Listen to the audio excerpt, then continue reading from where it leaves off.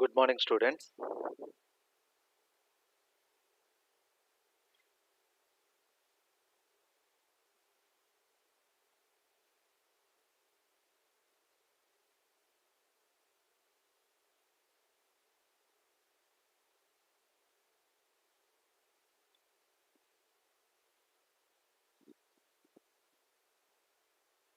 So, the time has come for your first assessment. So, you are going to appear for the assessment milestone 1, and we have already covered almost up to milestone 2 as well. That's the reason today I thought of let me just give you a quick recap and a few tips for appearing for the milestone 1 exam. I would like to share some of the questions which I have got during my assessments because even during my training I have appeared for 4 assessment exams, individual assessment exams before the final assessment.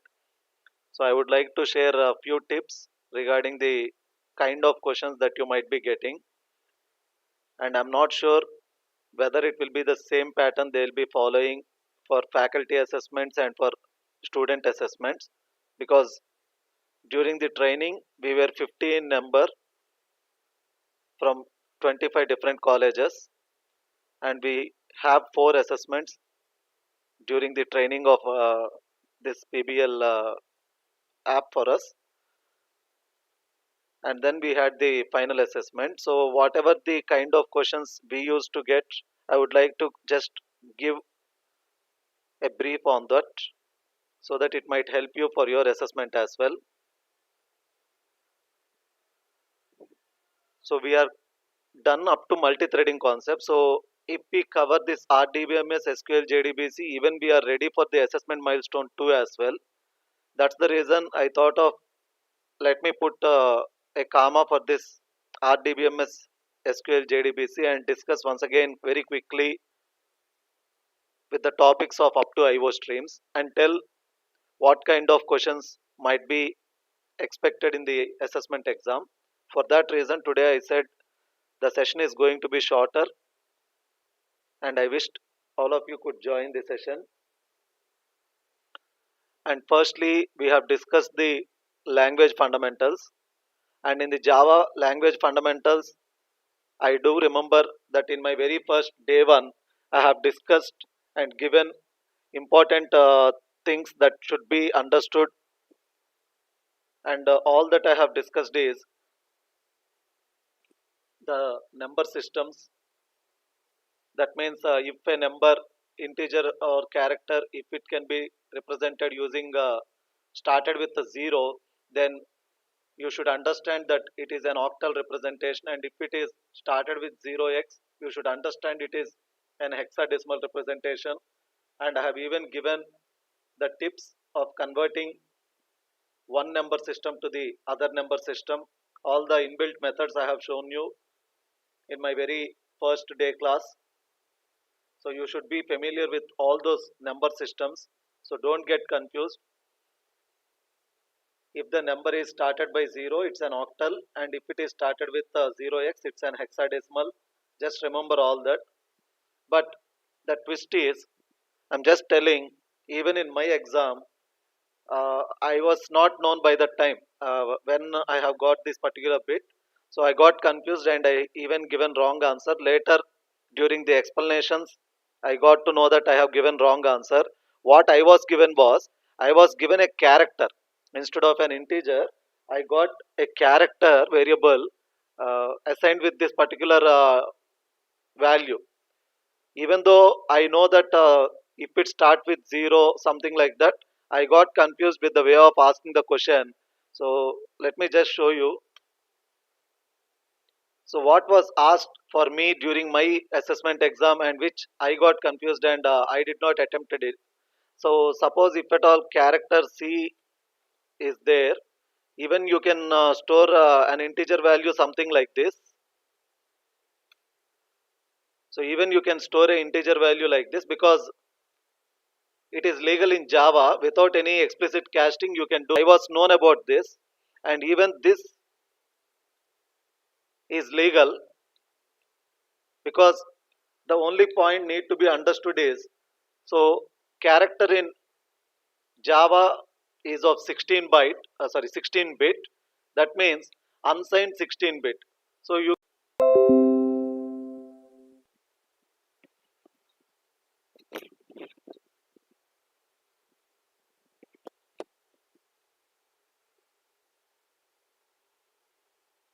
now, in this case, what happens is, if you observe, if it is 1 2 3 4 5 6, you cannot accommodate it, because you know that 16 bit unsigned integer means the character value ranges from, if it is 16 bit, you already know that 0 to 2 power 16 minus 1, that is 0 to 65,535 values can be stored. But when I am storing 1 2 3 4 5 6, it is exceeding the range. It is exceeding the range. So this cannot be stored directly. But if 0 is prepended, now it can be stored, because now it's no longer 1 2 3 4 5 6. It is the octal representation, and when you convert it to decimal value, then it becomes less than this 65,535, whatever the maximum value. So this need to be understood by you. So when it is octal representation, you should understand the fact that it must be within the unsigned 16 bit value, that is 65535 value. So this is what one confusing question which you can expect, I mean which I got it. And similarly, if I have something like this 0x abcd, it is also valid declaration, because 0x is nothing but hexadecimal representation, and abcd, when you write in 4 bits, because hexadecimal means 4 bits, a group of 4 bits na. So abcd, it's fine, because altogether each character represents 4 bits, and it's 16 bits, it's fine. But when I add another digit to it, then automatically you cannot store that, you cannot store into the character. So such minute things need to be understood as part of the data types. And you need to be very familiar with all the floating precisions also. So this is one which you need to understand with respect to the character. So character by default can store integers, that too within the range of unsigned 16 bit, which is 0 to 65,535, and it can be octal or hexadecimal, that can be fit into that 16 bit. So this point need to be understood. And regarding float also, you need to be understood that, suppose if I am having some float f equal to, I already said you that you can't write directly like this, because by default all the floating values in Java are double. So you can't directly write like this, so compulsory you need to append it with f. Now what if I am directly writing something like this, then it's no problem, because by default integers can be stored into float. So this point also need to be understood. And similarly, the hexadecimals also can be stored, and its range is quite longer than the character. Here you can see, now I'm not appending it with f, but still, since I'm writing it 0x, it's automatically understood as hexadecimal, and now its range is longer. That's the reason here you can see up to that certain level it is able to accommodate. So all these things need to be understood, because not very complicated questions you will be getting in the exam also. This point need to be understood. The questions will be of very simple only, but only thing is, all the options you will be finding it very closer. That can be only identified only if you have already explored it once. Unless you explore it once, it will be difficult for you. So float, appending it with f, it's only for real values and not for integer values. For normal integers or octal or hexadecimal storage into a float, it doesn't matter, you append it with f. by default integers can be stored into a float variables. So at that time you don't require any appending of f. Only when you have some real values, then only it's mandatory to append it with f, and that f can be small or capital. Don't get confused in the exam if you were being asked also. And similarly, even you can store a character something like this. A character can also be stored as a single, or you can also store it as a with a slash u, and something like this. This is fine, even though what it is going to store, it's unnecessary for us, but slash u represents unicode representation. That's the point need to be remembered. So slash u represents unicode representation. So hexadecimal you can store, but up to 4 characters only. When you are storing hexadecimal, just remember that up to 4 characters. If you find fifth character, that means after 0x, if you find fifth character, then say you will be getting compile time error. Up to 4 characters of hexadecimal, it's fine. And coming to octal, starts with 0 and up to 5 digits, you are sure that you can store it, but sixth digit is also permitted depending on the number given, because you need to convert it to integer, I mean decimal, and find out that value is less than 65,535, then it can be stored. And coming to representing something like this, you can just prepend it with slash u, which represents unicode representation. And one thing you should not be confused is, so if I'm having string and s equal to c, this is illegal, because you can't assign a character to a string. And here you can see quick fix also is not giving any cast. So this is another way of confusing you. If you perform it casting, still you can't assign a character to a string. This is another way of confusing you, because by default when we at least see casting, we feel that it can be stored into a string because explicit casting is done. But whether explicit casting is made by you or not, a character can never be assigned to a string. A character can never be casted to a string. So this is another way of confusing you with regard to the types. And another thing is, always do remember that string s equal to, you can have null like this, but sometimes they will confuse you by giving something like this.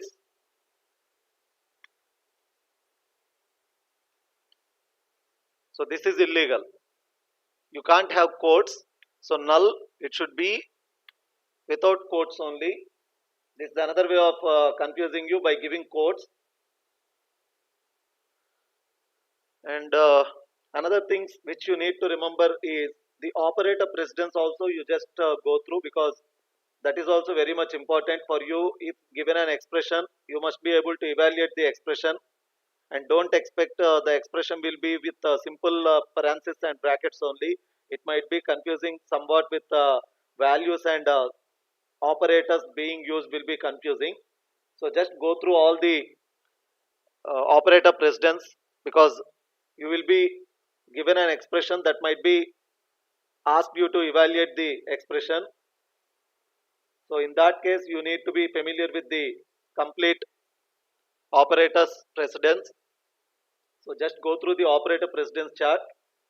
And another thing you also should be familiar with is all the keywords of Java. So I hope you remembered.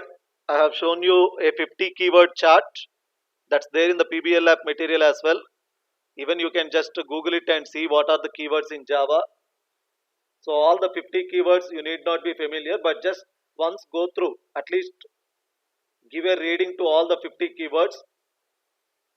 And you should be also understanding that among all those 50 keywords, const and goto are the two keywords that are not used, but still they are reserved words which you can't use it for your identifiers. I mean for your variable names or for your method names like that. So const and goto are the two keywords that are not in use. So those things you should be understanding it, but still they are reserved words only. And other three keywords you should be knowing their versions, because out of 50 keywords, 47 are only being evolved since version 1 onwards. Strict FP is one of the keyword that has been added only from Java 1.2. So you should be knowing that. That's one keyword that has been only since 1.2 version, strict FP. And this particular strict FP keyword can be used only for classes or methods and interfaces. And the purpose of this particular keyword is because when you are FP is nothing but a floating point. I think you already understood when I said the keyword strict FP. So FP is nothing but the floating point, and this strict FP, when you are doing, you by default what happens is, when you run this Java code that contains methods with floating point operations, what happens is it will be, the precision value will be changing. The precision value will be changing from one platform to other platform. And if you don't want the precision value to be changed from one platform to other platform, then what you have to do is, whatever the method you have containing this floating operations, there what you should do is, you should use this strict FP. That's the reason you can use this strict FP keyword for class or interface or for a method that contains operations involving floating variables. So all that you should be familiar with, and that's one thing you need to understand, strict FP keyword, which has been added only from 1.2 version. And another keyword which also required is assert function, assert keyword. So this assert keyword is added only from 1.4 version. So assert keyword is added only from 1.4. Before that you don't have this assert keyword, and basically it will be used for declaring any expected boolean condition. And this is one important keyword which you can expect in the exam. Assert keyword, which was added only from 1.4 version, basically used to declare an expected boolean condition. And let me show you its usage very quickly.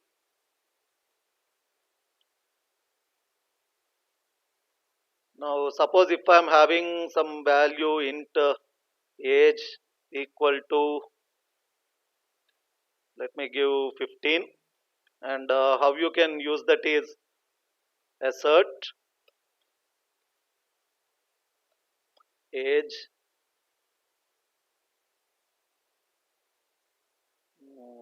less than or equal to 18 colon, we will just display a message invalid age.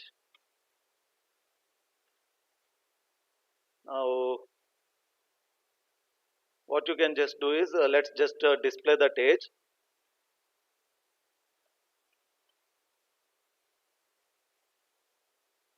Now what should happen is, when I just do right click and click on run, it should only display me the age. Okay, it should actually display me the age, invalid age. Okay, so this is one thing which you need to remember. If age is being displayed instead of the assert condition what you have given, one thing what you need to check for is, you need to check whether this assert is enabled or not. You need to check whether this assert is enabled or not.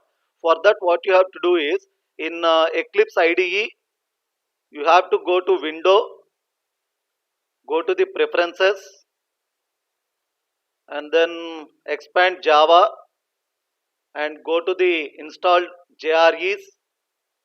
And here what you need to do is, you just need to select the JRE, whatever the JRE currently you are using, select it and click on edit. Yeah, so here you can see by default it is not enabled. So what you just need to do is -EA. So when you write -EA, it you are just asking it to enable assertions. You are asking the JRE to enable assertions. That's what -EA stands for. -EA stands for enable assertions. And click on finish. and then click on apply and close. So now once let's run this and see.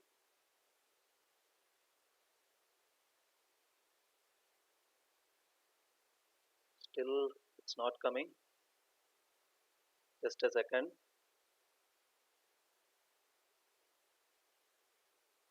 218 invalid page. Was it added?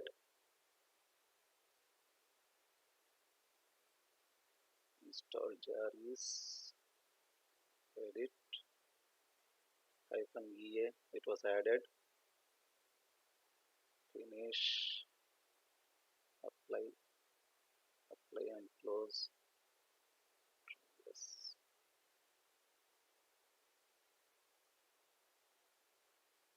Okay, let me just change this sign, otherwise greater than or equal to 18.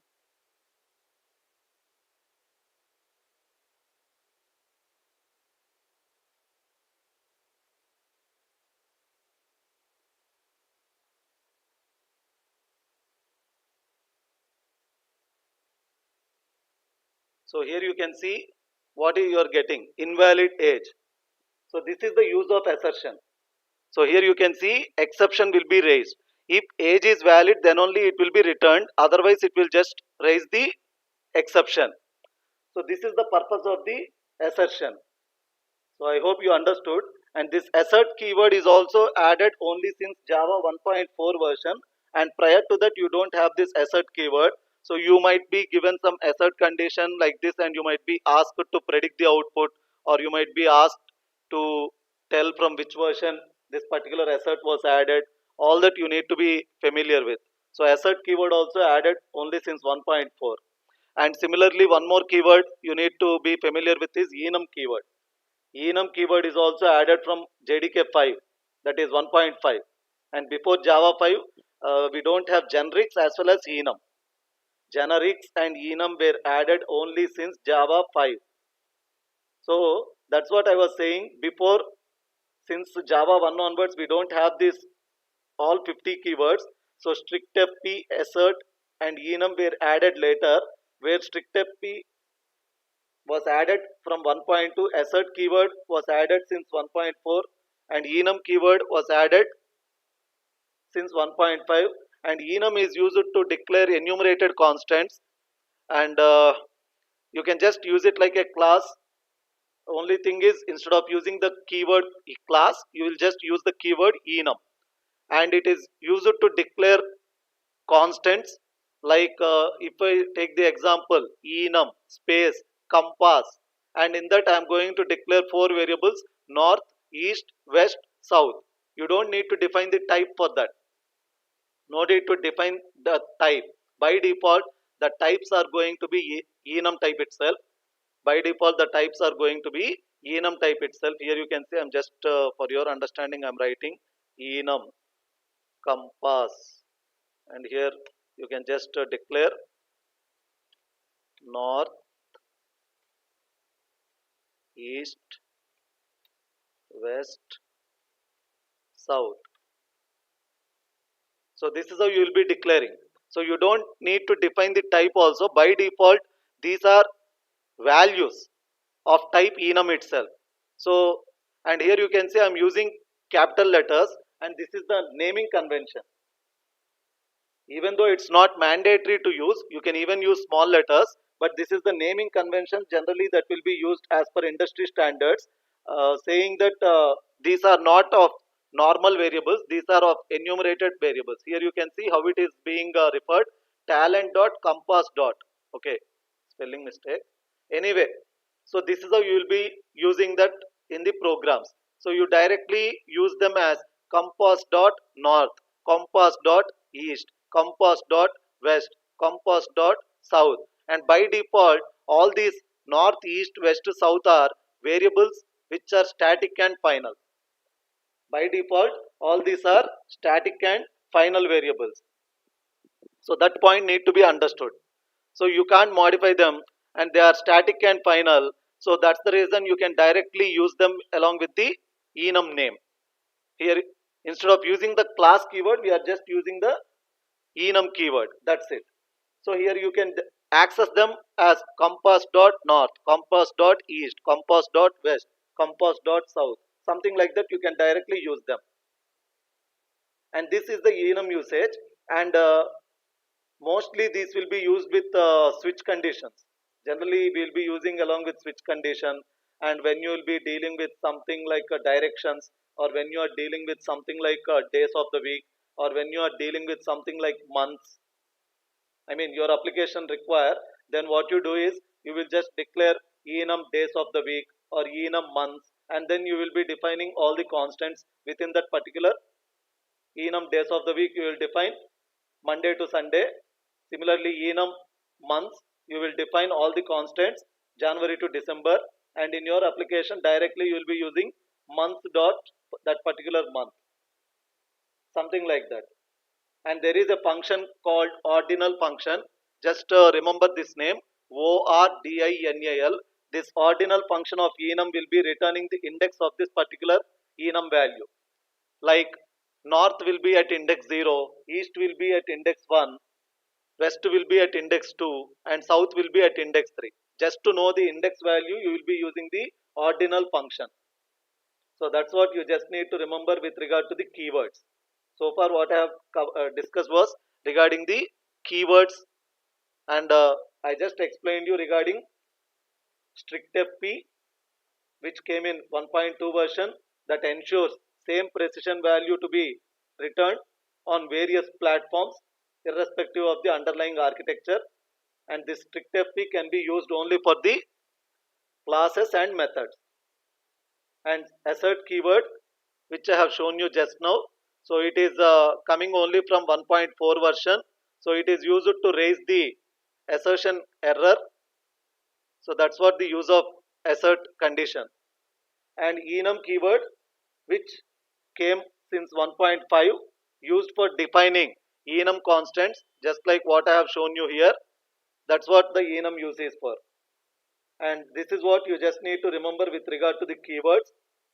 So these might be some of the things that you can expect on language fundamentals. I have just discussed on language fundamentals what are the questions you might be expecting. So one is the number systems, as I just said. The other one, the types, which I have just shown you now. So just be thorough with all of those, and then these particular keywords also you just remember. And other things that you can expect from logic, the language fundamentals is the control flow statements. So the control flow statements, you might be already familiar with all the 9 control flow statements, but still once go through that. And one thing which you just need to remember with regard to the control flow is you might be given a simple while of 1, but that is illegal in Java. Just remember that fact, because in C or C++ you can use while of 1. That means within the while condition, instead of giving a particular condition, you can directly give 1, saying it, I know when to break. That's possible with C or C++, but in Java, just remember that is error. You can't directly write while of 1 like that. You have to use the condition, or you have to use true, but you can't write 1 like that, because 0 and 1 are not treated as false and true in Java. You have to use the small letters false and true for Boolean conditions. So just remember that fact also with regard to Boolean. And control flow statements also, as I said. So you just need to once have a go through with all the 9 control flow statements, that is selection statements, if else ladder and switch, and looping statements for while and do while, and jumping statements, break, continue, and return. So once just go through. So you might be asked, just to confuse you, some twist might be given, something like one of the question which I have received during my exam, I'm just sharing. So I was asked a question where I was given a return type and a method name, and the arguments are byte and a double, byte and a double. And now I was asked to find the type of the return type, what should be the type of the return type. And in the options I got byte, int, long, double, something like that. So what should be the return type? So always do remember, when you are getting such question asking you to predict the return type for a given method with a given arguments, you always try and choose the option that will be widening. That will be widening. What do you mean by widening? So as I have given you the example, return type and method name, and within the brackets arguments are byte and double. So in that case, your return type should be the widening one, not the narrowing one. So use the double. Use the double will be the return type. Something like that you should be predicting. And this is one thing which I wanted to inform you. And next thing is, always remember one more fact with regard to the, uh, what do you say, just remember that whenever you are given a constructor, the constructor will be always getting the type of the, I mean the access specifier. The access specifier of a constructor will be always the class or the higher one. The constructor will be having the same access specifier as the class. That means if the class is declared as public, then the constructor also will be of the type public only, whether you declare it or not. So the access specifier of constructor will hold the access specifier of the class. Just remember this statement. The access specifier of the constructor will hold the access specifier of the class. This is the point need to be understood. And similarly, another point you also need to remember is, an overriding method should always use the same access specifier that was used by the parent or the higher one. I repeat my statement. An overriding method, when I say overriding method, understand it is in the subclass. So an overriding method should always use the same access specifier that is used by the parent or the higher one. I mean, for example, if the parent class is having a method that is declared as protected, if the parent class is having a method declared as protected, then what access specifier can be used by the subclass overriding method? So subclass, can it use private? Definitely not. Can it live without any access specifier? Definitely not, because if it don't use any access specifier, it indicates default, which is lesser than the protected access specifier. So the subclass overriding method should use either protected access specifier for the overriding method or public. So just remember this, because you will be given code snippets and you will be asked to find which of the method declarations is legal by the subclass. I hope you are understanding what I am saying, because you will be given a small code snippet containing superclass and subclass, no statements in that particular methods, but you will be given a structure where a superclass is there and then a subclass will be there, and then if the if the overriding method should be there in the subclass, which of the following is a valid method declaration? This is how you will be given a question, and in that case, what you should choose is, so as per the statement what I given. So overriding method should always use the same access specifier that was used by the parent or the higher one, but never the lower one. That's why I gave the example of a protected method in a parent class.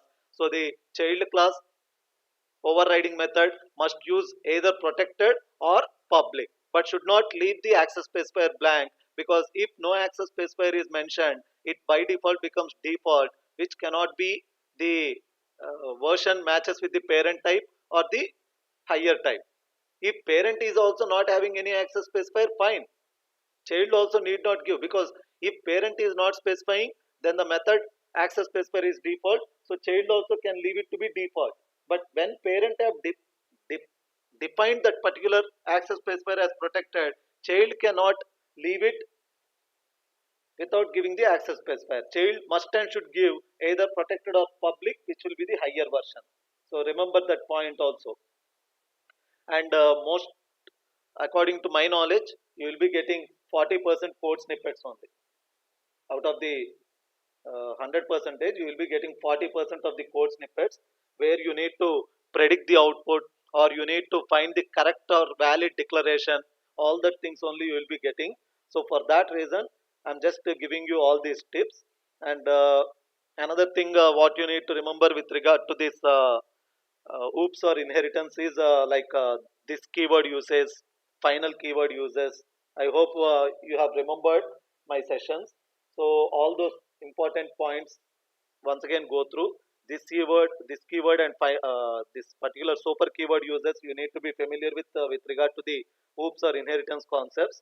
So this constructor you might be given, and check whether it was given as the very first argument or the second argument. Similarly, the super constructor call also, it has to be the very first statement inside the constructor only. You cannot call the super constructor from a method of the subclass. Compulsory the calling should happen only from the subclass constructor, which has to be the very first statement. So just see all those things. And another code snippet you might also be expected is, oh, if super constructors are defined parameterless and a subclass object is being created, then the order of execution will be super constructor will be first called and then the subclass constructor. I hope you remembered when I have explained that with output. So when you are creating object for the subclass, by default super parameterless constructor will be invoked first before the subclass constructor gets executed. So once just go through that particular uses which I have discussed with regard to the super and this uses.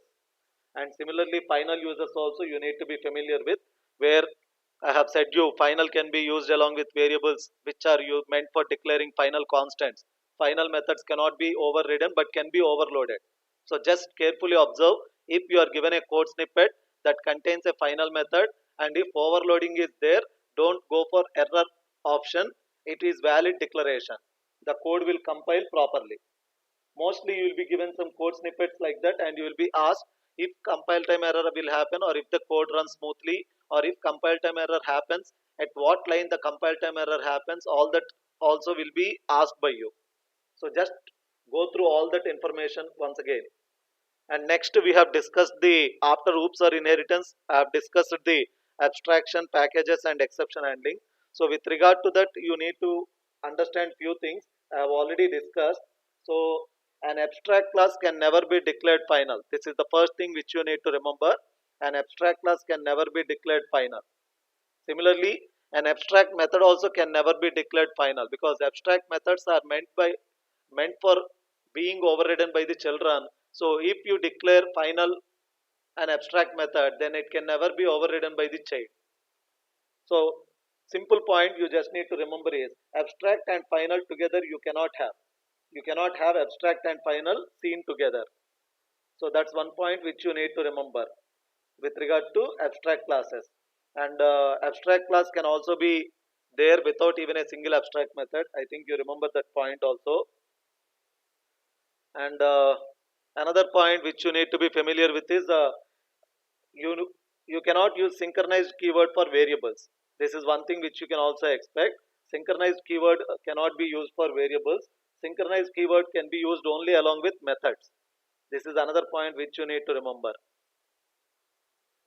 And another thing which you also must remember is interfaces variables are by default public and public static final. And even though you don't use those keywords, you can say that by default interface variables are public static final. This is one thing which I said you. And an interface method can never have these keywords. What are those keywords? Final, static, protected, private, volatile, transient. These are the keywords which can never be used for interface methods. Just remember that point. So interface methods can never have these keywords which I just stated.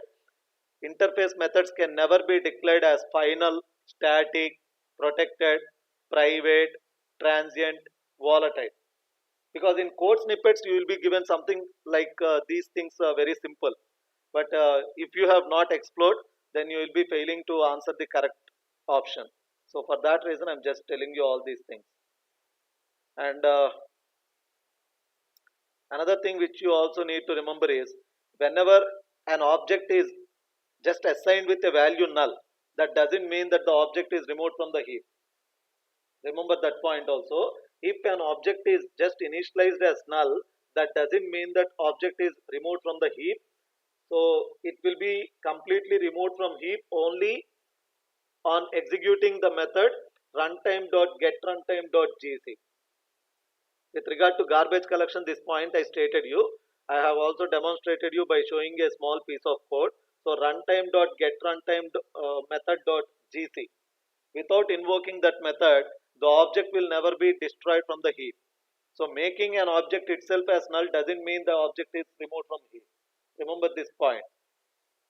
So if you are given a code snippet asking you to find which references are active and find number of objects that are ready for the garbage collector, just make sure that the references that are no longer being used for the next subsequent statements, only those references are said to be ready for the garbage collector. So remember that point and see. My main uh, point which I wanted to convey you is observe the code snippet very carefully, because all the options make you feel that everything is suitable for that particular code snippet. So carefully observe and remember the theoretical concepts which I taught you. Accordingly, try to choose the option, because almost every option will look very similar. Every option will look very similar. So in that case, your theoretical knowledge plays a crucial role for making you pick the correct option, because compile time error you might be familiar with. I mean, by seeing that code snippet you might get the answer, you will be getting a compile time error, but you need to understand at which particular line compile time error comes, because you will be given options not only to choose compile time error, but also you will be given options saying that compile time error occurs at line 1, compile time error occurs at line 3, compile time error occurs at line 6. This is how they will be giving options. So in that case, your theoretical knowledge plays a very crucial role in for choosing at which line compile time error occurs. That's the reason I am saying observe the code snippet to find which of the references are active and which of the references are no longer in use. Accordingly, choose how many objects will be ready by the garbage collector collection. So all those things you can only understand by seeing the code snippet carefully and examine which of the object references are assigned to the some other references. There will be several references made, so you need to find the references that are no longer used by the subsequent statements following the code. Accordingly, you need to calculate, you need to count the number of objects that will be ready by the garbage collector to remove from heap. And don't blindly pick the answer by just seeing object set to null. If object is set to null, that doesn't mean that object is removed from heap, because object will be removed only on running the method runtime.getRuntime.gc method only. Until then, the reference is only destroyed. That means the implicit pointer from stack to the heap is destroyed. That's it. That is what the point you need to understand, because we already have discussed whenever you create a object, class name space reference variable equal to new constructor, then what is happening? So the reference variable is stored in the stack and implicit pointer being established by JVM to the heap allocation. So when you are just setting the reference variable to null, it's only the pointer being destroyed, not the actual object destroyed from the heap. So observe carefully the code snippet before you answer anything. And that's what with regard to that. And another thing which you also need to be familiar with is the arrays. Arrays concepts also very important. So from arrays also you can expect a question at any cost. Definitely you will be getting one question on arrays concept. So just carefully observe all the array things. So I hope you already know, but still let me just show you very quickly. I think most of you already know. So you can have something like this. This is illegal, so you cannot just write like this without size being specified. So compulsory you need to specify size, and when you specify size, again this will be illegal.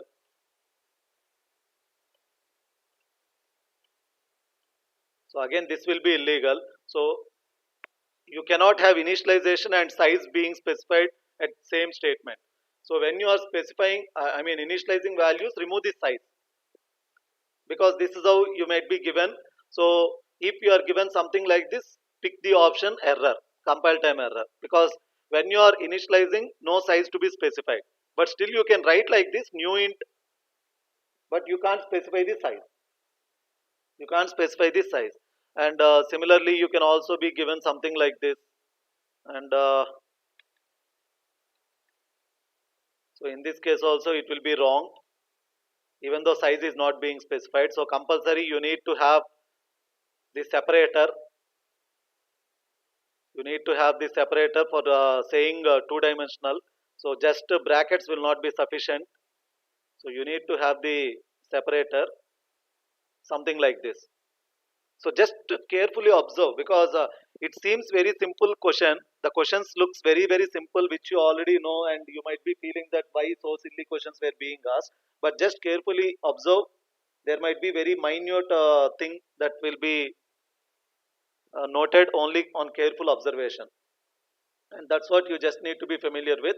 And next, after this abstraction things, we have discussed about packages. So with regard to packages, you need to be familiar with the access specifiers table. So that is which I have demonstrated you also. So the public, private, protected, and default, that is no access being specified. So just once go through the table. So public can be accessed from everywhere, whereas private can be accessed only from the class in which it was declared. Default means it can be accessed throughout the package from subclasses or non-subclasses. Protected means can be accessed from the entire package as well as the subclasses from other packages. So once go through that, because a small code snippet might be asked with regard to the wrapper class, packages, and you might be asked to find which of the things are valid or invalid, or find the error. Find the error at which place, like that you will be asked. So that's the reason, once go through that packages hierarchy table. And then with regard to exception handling, so you just need to be familiar with the type of exceptions. And just to see in the given code snippet, if the supermost class comes first and then the subclasses, which I have already said you, for a single try you can have multiple catch blocks, but always make sure that the subclass types, subtype exceptions comes first and then the super type, because if the super type comes first, then everything will be caught by the super type, not letting the subtypes to be handled, and which is also error in Java. So that's the reason you should be familiar with even that. And yeah, with regard to exception handling, definitely you can expect 2 to 3 questions, and that too in the form of code snippets only, as I said you. In the form of code snippets, you will be given, and you will be asked to check if the code works fine, or if it is error, and if it is error due to which particular block the error is. All that will be asked with regard to exception handling. So just go through that particular types of exceptions also you need to be familiar with. And another way is you might be given some simple code, and you will be asked to check if it is fine or not. In that case, you need to be familiar with the statement being used. If it is something related to some checked exceptions, you already know that all checked exceptions must and should be handled. If checked exceptions are not handled, at least they should be declared as throws in the method declaration.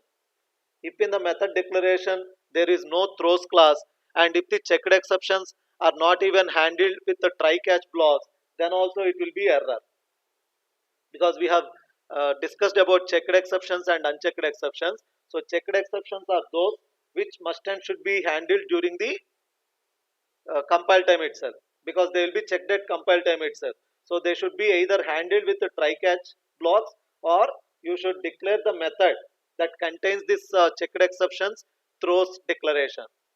So once go through that, because you can expect compulsory a code snippet which might contain some statements that involves these checked exceptions but not handled or but not declared. In that case, you should not go for the option the code works fine. So just see if it is declared at least throws. If it is declared throws, again it should be handled by the calling method. If it is declared throws, it should be handled by the calling method. If not in that method, at least by the calling method it should be handled. Otherwise it leads to handled by the JVM itself, again it will be thrown out. So just go through that types of exceptions once, and understand the categories of checked exceptions and unchecked exceptions, so that you will be easily able to answer that code snippet that contains this exception blocks. And next we have discussed about wrapper classes. After exception handling we have discussed about wrapper classes. So just remember the point that wrapper classes is just meant for converting primitive to object type or object to primitive type.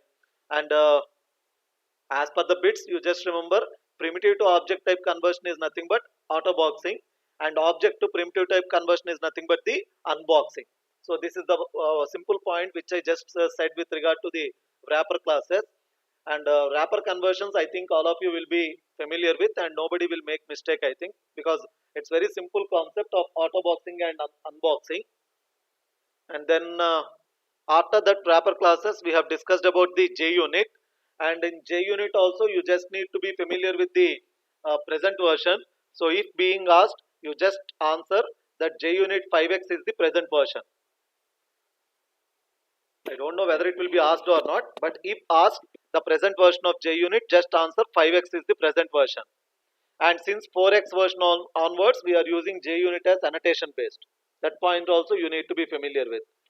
So since 4x version, JUnit is annotation based, and remember all the annotations. Once go through the JUnit PDF, which annotations are meant for what. So at the rate before class will be invoked only once. At the rate after class also will be invoked only once. At the rate before and at the rate after will be invoked with regard to every test case, and every method that is meant for performing the test case, compulsory it need to have the annotation at the rate test.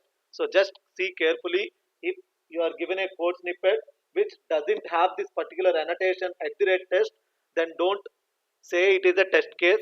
So just carefully look whether the annotation is given or not. If no annotation, it no longer be a test case, it behaves like a normal method of a normal class.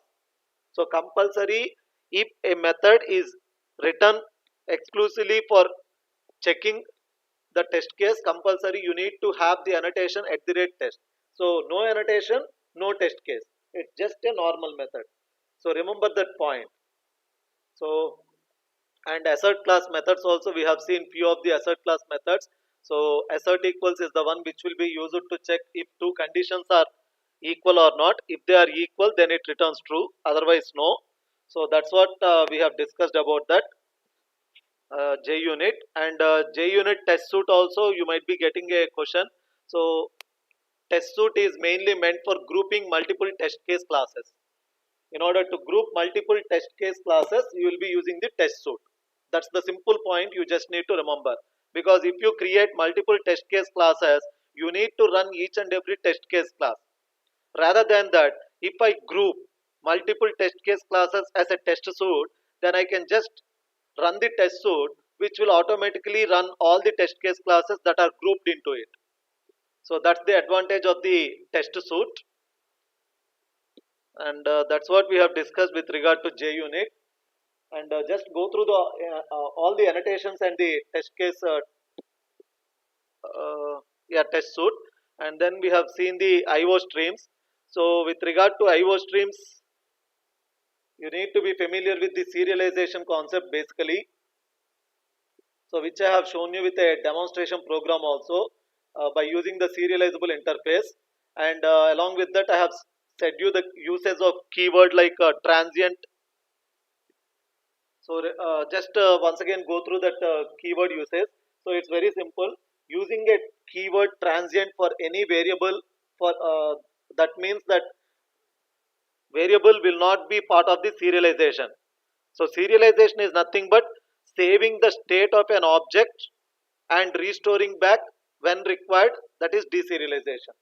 So serialization means saving the state of the object before it will be lost, and using deserialization concept you are going to restore the object state. That means you are going to recover all the values of that particular object except the variables that are declared transient and static. Except the variables that are declared transient and static. So those variables that are declared static or transient can never be serialized, can never be involved in serialization. So just remember that point also as part of the serialization. And IO streams are part of the java.io package, so they are not part of the default lang package. Just remember that point also. And any object you want to involve in serialization must and should make sure that class implements serializable interface. That class must and should implement the serializable interface. So that point also need to be understood. And by just implementing serializable interface, you don't need to override any method, because serializable interface contains only default methods. So no need of any overriding mandatory. So that point also you need to be remembered. And character streams and byte streams are the two types of streams which we have discussed under the streams concept. And I also stated that character streams are the mostly used streams than compared to the byte streams. So from Java 1.2 version onwards, we are being using character streams than compared to byte streams. So that's what I have discussed with regard to the IO streams. And yeah, that's it. We have syllabus for assessment milestone 1, and up to that I have covered. And I hope I have explained each and every concept in very detail.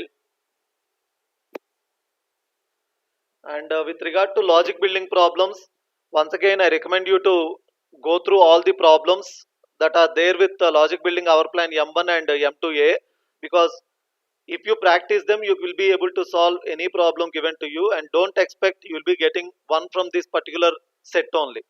You don't get any problem from this particular set. So but just it gives you confidence that you will be able to solve any problem if you have solved these problems. I already stated in my last session also, the only area which you should focus to get full marks is the logic building problem, because MCQs, it's not going to be that easy where you can get 100 out of 100. It's only the logic building problem which you can be at least confident enough that you will be able to solve and get through all the test cases to get 100 out of 100. And the average of it, you should be able to get the benchmark in order to continue with this talent next training. So that's what from my end. So only to just give you a quick recap on this particular session.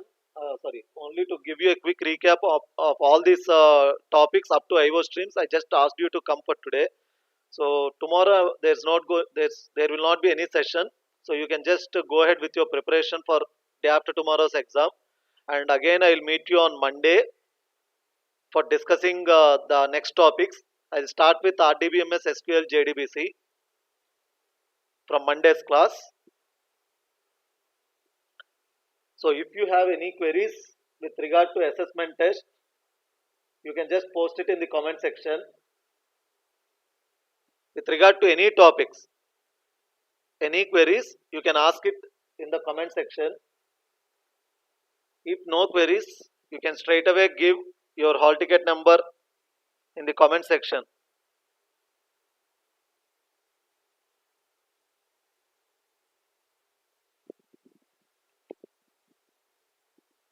Any queries, you can ask in the comment section. If no queries, post your roll number for attendance.